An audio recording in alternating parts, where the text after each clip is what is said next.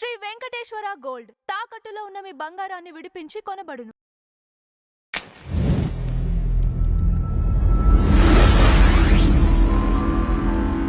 అమ్మా నమస్తే అన్న. నమస్తే. అమ్మ, మన 2 తెలుగు రాష్ట్రాల్లో అష్టమి తిథి రోజు ఏ పని ప్రారంభించరు. కానీ అష్టమి అనేది శ్రీకృష్ణ వారు పుట్టిన తిథి. ఇంకోటి అమ్మవారికి కూడా ప్రీతికరమైన తిథి అని కూడా చెప్తున్నారు. అష్టమి రోజు అమ్మవారిని ఎలా సేవించాలమ్మా? అష్టమి యాక్చువల్గా ఏంటి అంటే దేవి మహత్యంలో క్లియర్గా చెప్పారు. ఏమిటి అని అంటే అష్టమి రోజు కానీ, నవమి రోజు కానీ, చతుర్దశి రోజు కానీ, అమావాస్య రోజు కానీ, పౌర్ణమి రోజు కానీ, ఈ రోజులు అంటే ఏ తిథైనా మంచిదే. రియల్గా చెప్తే అంటే మనం ఒక మంచి పని చేయాలి అనుకున్నప్పుడు అది ఏ తిథైనా కానివ్వండి, అది మంచిదే. కానీ ఈ 4 తిథుల్లో అంటే 6 రోజులు వస్తాయి మొత్తం నెలలో. 2 అష్టములు, 2 నవములు, 2 చతుర్దశులు, ఒక అమావాస్య, ఒక పౌర్ణమి.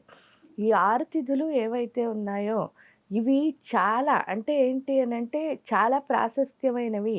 ఎందుకు ప్రాశస్త్యమైనవని చెప్పారు అంటే అష్టమి రోజు ఏంటంటే స్పెషాలిటీ, మీరు అష్టమి అడిగారు కాబట్టి అది ఇంకా బాగా చెప్పుకోవాలి. అష్టమి రోజున స్పెషాలిటీ ఏంటంటే చంద్రుడు మన మనస్సుకు అధిపతి, అందరికీ తెలుసున్నది. మనం ఏ పని చేసినా సరే చంద్రమానం ప్రకారమే. ఎందుకు అంటే మనస్సు నిశ్చలంగా ఉంటేనే ఏ పని చేసైనా బాగుంటుంది. అంతేకాని మనం గాబరాగా ఉన్నాం అనుకోండి, ఏ పని చేసినా ఆ పని మనకు వచ్చిందైనా మనం పాడు చేసేసుకుంటాం. అంటే ప్రశాంతత అన్నది చాలా చాలా చాలా ఇంపార్టెంట్. ఆ మనసుకి స్థిరత్వం. ఆ స్థిరత్వం ఉండాలి అంటే చంద్రుడు మన మనస్సుకి అధిపతి అవ్వడం వల్ల ఆయన చూడండి కళలు మారుతున్నాయి ప్రతిరోజు. ఆ కళలు మారడం వల్ల మనలో ఆలోచన అన్నది మారిపోతూ ఉంటుందన్నమాట. అంటే ఆ ఫ్లక్చువేషన్స్, చంచలత్వం. ఆ చంచలత్వం పోయి స్థిరత్వం రావాలి అంటే ఈ తిథులే ఎందుకు చెప్పారు అని అన్నప్పుడు అష్టమి చంద్ర విభ్రాజ దళిక స్థల శోభిత. మిగతా ఏ తిథికి లేని స్పెషాలిటీ అష్టమికి ఏమిటి అంటే బహుళ అష్టమైన ఉండి శుద్ధ అష్టమి.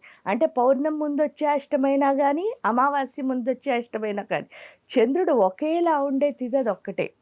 అంటే మిగతా ఏ తిథైనా సరే పౌర్ణమి అప్పుడు ఒకలా ఉంటుంది, అమావాస్య అప్పుడు ఒకలా ఉంటుంది.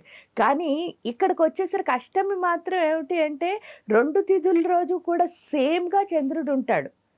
కాబట్టి అంటే చూడండి అక్కడ చంద్రుడి యొక్క శక్తి ఏమవుతుంది, చాలా ఎక్కువగా ఉంటుంది.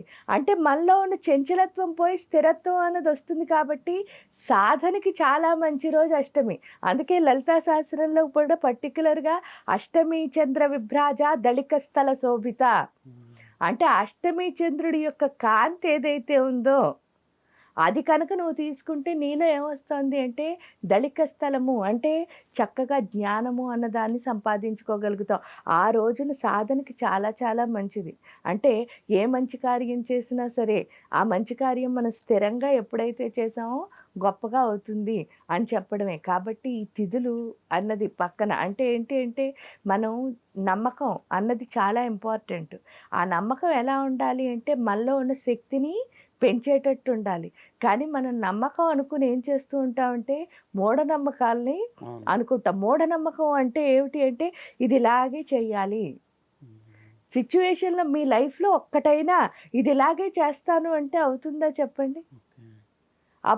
అప్పుడు దేవుడి పూజలో ఎలా అవుతుంది? అక్కడ సిచ్యువేషన్ని బట్టి మనం ఎలా చేయాలి అంటే ప్రేమగా చేయాలి, భక్తిగా అన్నిటికంటే చాలా ఇంపార్టెంట్ ఏంటి అంటే భక్తి, శరణాగతి. ఏమిటి అని అంటే దేవుడి మీద ప్రేమ ఉండాలి అన్నిటికంటే.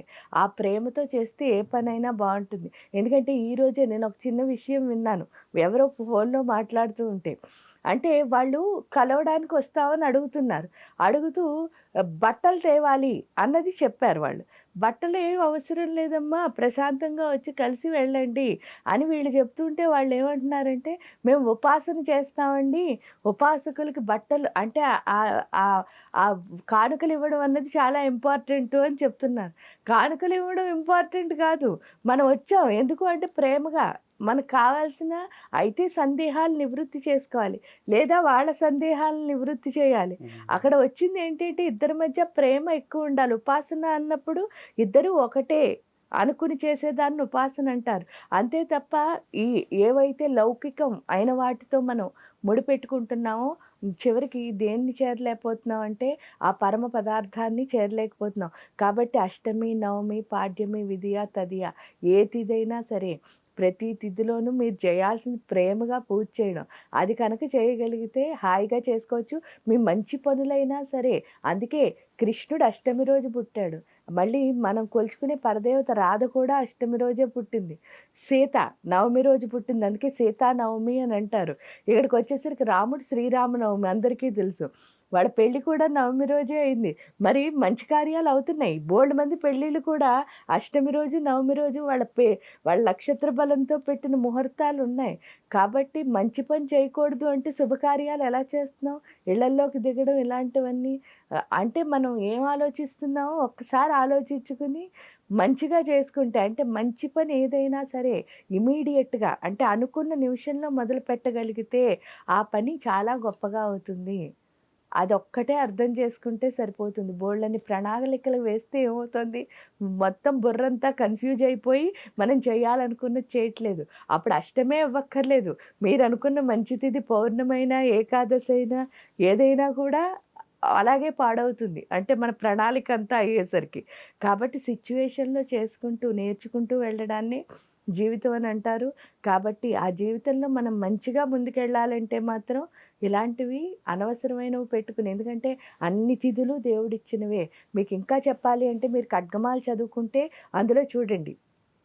కామేశ్వరి, భగమాలిని, నిత్యక్లిన్న, భేరుండ, వహ్నివాసిని, మహావజ్రేశ్వరి, శివదూతి, త్వరిత, కులసుందరి, నిత్య, నీలపతాక, సర్వమంగళ, జ్వాలామాలిని, విజయ, జయ, నక్షత్ర, మహానిత్య. ఈ 16 షోడశ నిత్యలంటే అర్థం ఏమిటి? ప్రతిరోజు ఒక్కొక్క తిథి కామేశ్వరి పాడ్యమిని పరిరక్షిస్తే, భగమాలిని విధియని పరిరక్షిస్తే, అలా మహాషోడశి పౌర్ణమి లేదా అమావాస్య అంటే ఈ 16 మంది 16 తిథుల్ని ఏం చేస్తున్నారు? ప్రొటెక్ట్ చేస్తున్నారు. అంటే అమ్మవారివే ఆ తిథులు. అలాంటప్పుడు మనం కనుక దేవుడిని నమ్మితే దేవుడి తిథులైన వాటిలో మంచి, చెడు ఏమున్నది అని ఒక్కసారి ఆలోచించామంటే అసలు ఇలాంటి సందేహాలు మనకసలు రావు. మనం ఏ పని చేసినా ఆ పనిని మంచిగా చేస్తాం.